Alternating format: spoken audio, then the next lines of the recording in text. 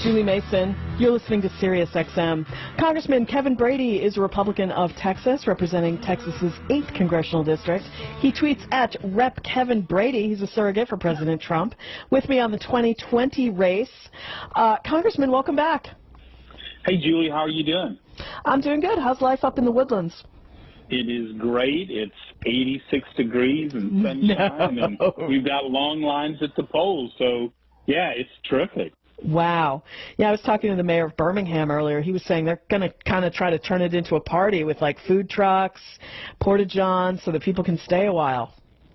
That's a great idea. I was at so Texas right now leads the nation early voting. We had nearly 5 million votes as of the end of the day yesterday. So we've got about 28% of voter turnout, which is really good in this first week. And I was at our local polls most mornings, and the first 3 days we had, when the polls opened, a line about a mile long.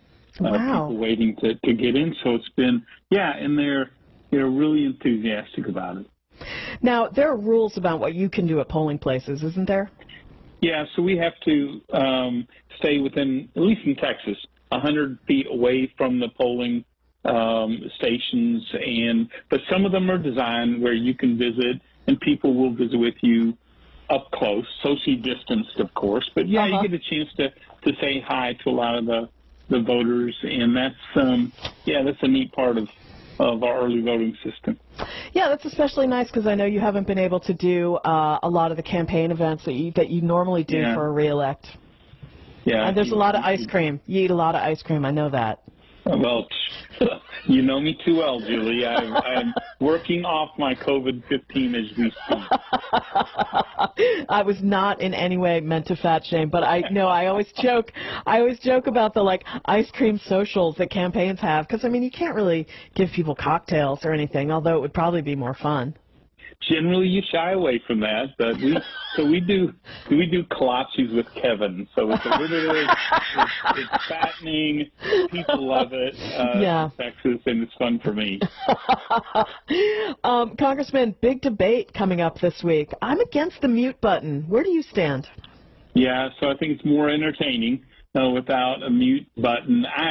I don't know, this debate commission is starting to lose a lot of confidence, I think, around the country. But I think that the key here is, for the president, is to be able for him to tell his story. He spent the first debate really laying out the flaws of Joe Biden, but not much about what he's done and where he wants to take the country. And I think with 70 million viewers or so, that's going to be pretty important. He's struggled to talk about a second term and what he would like to do. What has he shared with you? Because I know you two talk about tax cuts and things like that. Yeah. So the focus on the economy certainly is pretty crucial. And the good news is, despite going from the best economy in 90 years to the worst in a couple weeks because of COVID, we've battled back. We've gained back more than half the jobs, and we're seeing far better than expected unemployment numbers. But we still have a ways to go here. And so job number one for the president is get back the 11 million jobs that are temporarily unemployed. We want to make sure they're not permanently unemployed. Secondly, he wants to see an economy stronger than the one coming into COVID, which is, I think, a remarkable goal to set. He also wants another middle-class tax cut. He just thinks working families, especially coming out of the pandemic, it's important for them and small businesses to be able to ride this out and grow stronger. Then we are working together on a tax package that makes America medically independent from China for crucial medicines, medical supplies, and ingredients. And also, we think we can leapfrog America as the #1 nation on the planet in innovation, because there is more growth. As good as the economy was earlier this year, we think it can be even stronger with better paychecks, higher paychecks. So, yeah, he's thinking, I think, really smart and creatively about the economy going forward, and I hope he talks about that. What kind of moves could the federal government make, even Congress plus the White House, to bring back those jobs lost from the coronavirus? Yeah, I think to start with, don't lose more. That's why I think a really smart targeted COVID package should have been done 2 months ago that focused on another round of the Paycheck Protect, the forgivable loans for small businesses, expanding. We have basically a paycheck tax credit to help companies of all sizes keep their workers on the payroll. I think providing the help to airlines, travel, energy type of businesses to keep those workers on the payroll. Those are, and then helping workers reconnect to their jobs. Amazingly, more than a third of small businesses today say they can't find workers to apply for those jobs. So we've got to find a way to help reconnect them. So that could help. A stronger recovery and a quicker recovery. Congressman, just looking at the latest polls out of Texas, looks really tight. President Trump, 48.3%. Biden at 47%.